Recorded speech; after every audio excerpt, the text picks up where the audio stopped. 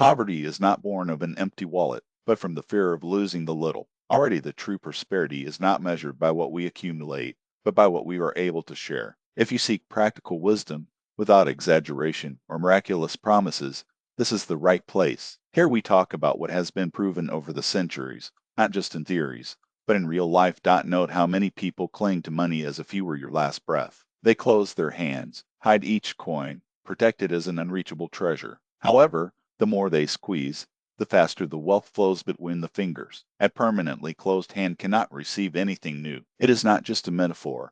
It is a law of existence. Jewish tradition teaches that the practice of separating a part of what is gained, the so-called tithing, is not a tax, but an exercise in financial discipline. She reminds us that money is a flow, not a trophy. When we refuse to share for fear, we block our own way. But when we learn to donate, we make room for more things to come to us. Millennial wisdom repeats: who gives, receives. This is not magic, but a truth about human character. Generosity shapes a mindset of abundance, while pettiness reinforces scarcity. Modern studies only confirm what has been known for a long time. As Morgan Housel wrote, money reflects our habits. The miser spends more on fears than on joys, while the generous spends less, but reaps more confidence, support, and security. I met a man who for years refused to donate even a small amount, saying, "I will only help when I am rich." Wealth, however, never arrived. Another, who could barely pay his bills, reserved a small part of his gains to help others. Over time, it was precisely his family who overcame the difficulties, not because tithing was a magic formula, but because he changed his way of thinking. He stopped living in fear and began to live with confidence. The mistake is to believe that retaining is to ensure. In fact, the more we cling, the more we lose. Generosity, on the other hand, builds bridges for new opportunities. It is not an expense, but an investment in the destination itself. This is where the real conversation about prosperity begins, as Jewish tradition teaches. In a small community, he lived a humble family, simple house, modest table, spent clothes, but they followed an unbreakable rule. Even in the most difficult times, every gain was divided. A tenth part always went to those who needed more. The neighbors mocked, "You barely sustain themselves. Why do you hurt?" But over the years, something curious has happened. This family has never been hungry. They always had bread on the table, a roof over their heads, and strength to move on. They were not rich, but poverty did not dominate them. This story reveals a fundamental truth. Generosity is the basis on which real prosperity is built. Who learns to give little prepares to manage the much. Those who cling to every penny ends up losing everything. Jewish wisdom explains this simply. Money is like water. If you try to hold hard, it drips. But if it directs you, it nourishes you and others. Tithing is not a sacrifice, but a discipline that teaches, I control my money, not the other way around. Modern psychology corroborates this idea. Viktor Frankl remembered that the meaning gives strength to the human being. When you see the purpose of sharing, it is no longer poverty and becomes part of something larger. I saw this happen recently. A businessman started with a small store and delayed profits. I could justify any economy, but decided, I will separate a part to help children. Years later, your business grew up. He explained, it wasn't a miracle, but the discipline of tithing. I started to see the money in another way. I stopped being his slave. The first lesson is clear.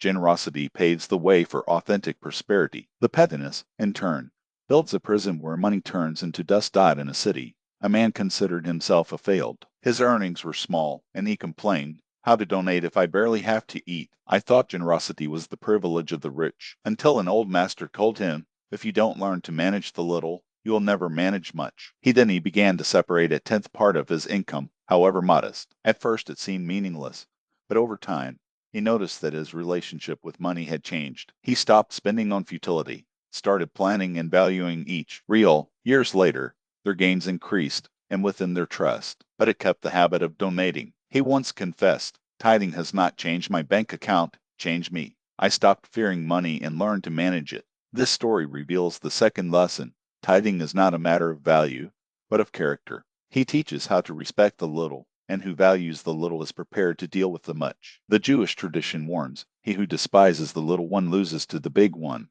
Tithing is a self-disciplined school, a reminder that wealth is not measured by quantity, but the way we deal with what we have. Contemporary thinkers echo this idea. James Clear wrote, great transformations are born of small habits. When you create the donation ritual, It establishes a system that works even when you are not thinking about it. The system makes it stronger and more free. An accountant I met said, I always spent controlless, but when I started separating tithing, I understood for the first time I was in charge of my money. Even if it was a small amount, I felt that I was building foundation. The second lesson is this: prosperity begins when we learn to value the little. Tithing is a habit that forms character. While you hope to have a lot to start donating, you lose the chance to develop the mindset capable of sustaining abundance. There was a merchant known for his greed. He feared losing each coin and kept his locked coffers. Until next time, I said, now it's not time to help. First I will be rich, then I will be generous. But the years passed, and wealth was not enough. On the contrary, his business was, his partners avoided him, and customers stopped attending his store. One day an old friend said to him, you think you're holding the money, but it's actually the one who holds it. Liberate at least one part and you'll see the difference. Reluctant, the merchant finally gave way. For the first time in years, it allocated part of their profits to help orphans. Over time, he noted that customers returned, sales have improved, and partners recovered confidence. He realized that it was not the world that changed, but he himself. The pettiness kept him stuck. Generosity opened doors. This story unveils the third lesson. Greed is not protection, but a mental trap. We fear losing, so we lose even more. We overestimated the cost of donating and underestimating the price of isolation. Jewish wisdom teaches, who holds very strongly that nourishes itself in everything around you, who retains, accumulates dust, who divides, cultivates flows. The fourth truth reveals to us a deep principle. Generosity is not an isolated gesture, but a system of resilience. When the first trader closed his doors to the world, he believed he was protecting himself. In fact, he built walls that would isolate him at the time of necessity. The second, on the contrary, was weaving an invisible network of loyalty with each act of sharing. This network is not made of contracts, but of collective memory. People remember who was present when they needed. Modern science confirms this millennial wisdom. Studies on social capital show that communities with high levels of trust and reciprocity recover faster from crisis. Economist Obayan Tepe has shown that regions where citizens engage in mutual aid networks have less inequality and greater long-term prosperity. Generosity, therefore, is not a cost as an investment in human infrastructure. See the case of two companies during the pandemic. One cut all employee support programs and reduced wages to survive.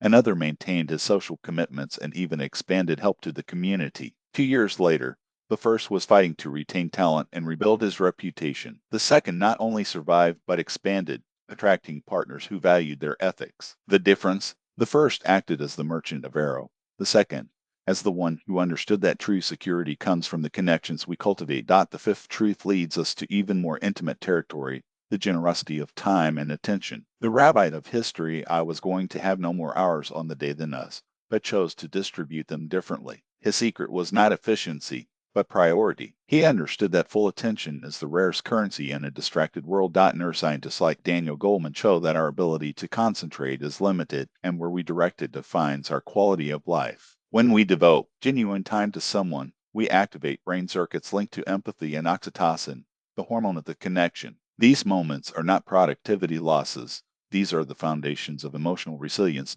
Think of two families I know. One accumulates goods, but their meals are silent, each absorbed in its screens. The other has fewer material resources, but their nights include shared stories, eyes, laughs that echo. Which one do you think you have the greatest capital of happiness to face adversity? The synthesis of these truths leads us to a transformative conclusion. Real wealth is an ecosystem. Money is just one of its elements and not always the most vital. The Talmud teaches that who has a Torah has everything, not because knowledge materializes gold, but because wisdom teaches us to see what really matters. When we stop to analyze the five truths together, we realize a pattern. 1. Flow.